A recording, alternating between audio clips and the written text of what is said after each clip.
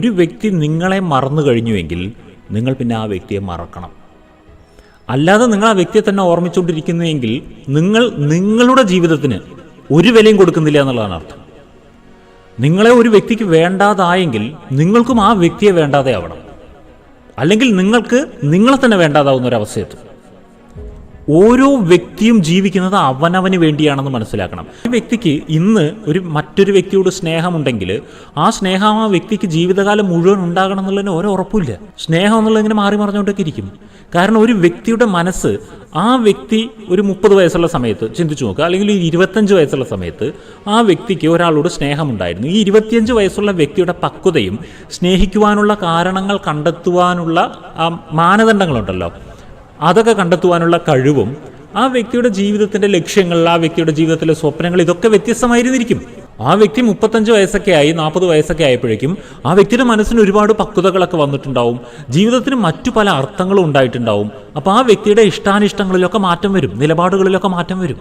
അങ്ങനെ മാറ്റങ്ങൾ വരാൻ സാധ്യതയുണ്ട് എന്നുള്ളത് നമ്മൾക്കൊരു ബോധ്യം ഉണ്ടായിരിക്കണം.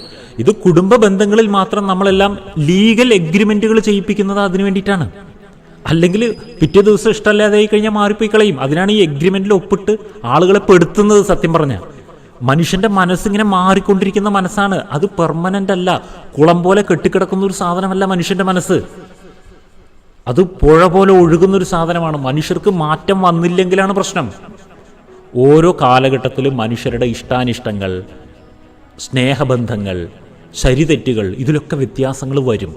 ഇതൊന്നും മനസ്സിലാക്കാതെ, മനുഷ്യൻ ഇങ്ങനെയുള്ള സ്വഭാവമുള്ള ഒരു ജീവിയാണെന്ന് മനസ്സിലാക്കാതെ മനുഷ്യനെ കയറി സ്നേഹിക്കാൻ പോയി നിങ്ങൾ വേണം പറയാൻ. എന്തിനാ സ്നേഹിക്കുന്നേ?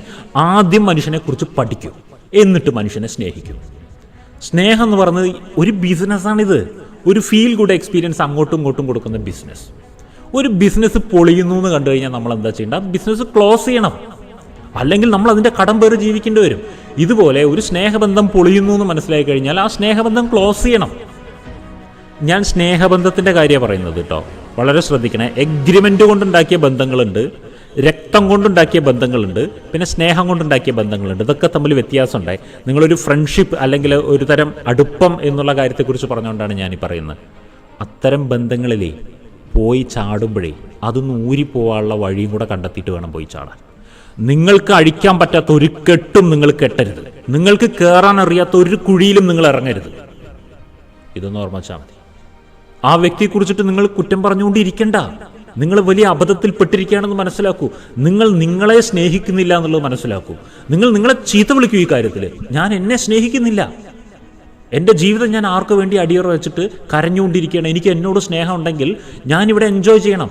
എന്നെ മറന്നുപോയൊരു വ്യക്തിയെ ഞാനും മറന്നു പോകണം. എന്നെ വേണ്ടാതെ ഒരു വ്യക്തി എനിക്കും വേണ്ടാതെയാകണം എന്ന് ചിന്തിക്കുവാനുള്ള ബുദ്ധി ഉപയോഗിക്കൂ. കംപ്ലീറ്റ് ഇമോഷണലായിട്ട് പോകല്ലേ, ലൈഫ് ഡാമേജ് ആകും. കംപ്ലീറ്റ് ഇൻ്റലക്ച്വലായിട്ട് പോയാലും ലൈഫ് ഡാമേജ് ആകും. പക്ഷേ ഇത്തരം ഗത്യന്തരമില്ലാത്ത ഘട്ടങ്ങളിലൊക്കെ നമ്മൾ ഇങ്ങനെ മാത്രമേ ചിന്തിക്കാൻ പാടുള്ളൂ. മറ്റതെല്ലാം ദൗർബല്യമാണ്.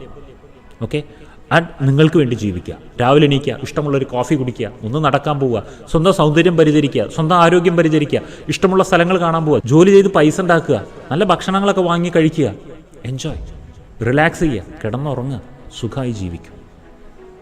വല്ലവരെയും കുറിച്ച് ചിന്തിച്ച് ലൈഫ് വേസ്റ്റ് ആക്കാതിരിക്കും. ഓക്കെ അല്ലേ?